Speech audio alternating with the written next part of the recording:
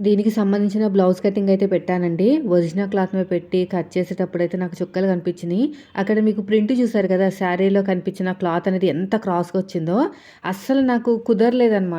Blouse అనేది adjustment చేయడం చాలా ఇబ్బందయిపోయింది. అయినా సరే అలాగే కుట్టేశాను. ఇక్కడ చూడండి, ఫస్ట్ అయితే హ్యాండ్ కట్ చేశాను కదా! నాకిక్కడ ఎగస్ట్రా ఉన్న ప్రింటెడ్ క్లాత్ అంతా కూడా పక్కన పెట్టేసుకొని, నాకు అడ్జస్ట్‌మెంట్ ఎలాగవుతుందో చూసుకున్నాను. ఫస్ట్ బ్యాక్ పార్ట్ పెట్టానండి. తర్వాత వచ్చేసి ఇలా క్రాస్‌గా పెట్టేసాను. క్రాస్ కటింగ్ కదా! కొంచెం చూసుకుంటున్నాను అనమాట. ఎటైతే కరెక్ట్‌గా వస్తుందో. నాకైతే పర్లేదనిపించింది. మీరు శారీలోంచి బ్లౌజ్ కట్ చేసేటప్పుడు మాత్రం చాలా జాగ్రత్తగా కట్ చేయాలి. అవ్వకపోతే కావట్లేదని చెప్పేసేయండి గానీ, మీరు తీసుకుని మాత్రం పాడు చేసినట్టు అయితే మాత్రం కస్టమర్‌లకి బ్యాడ్ ఇంప్రెషన్ అయితే వచ్చేస్తదండి.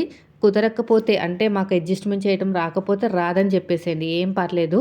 మనం హానెస్ట్‌గా ఉంటేనే మనకి బిజినెస్ అనేది బాగా డెవలప్ అవుతది. ఫస్ట్‌లో నాకు రాకపోతే రాదనే చెప్పేదానండి.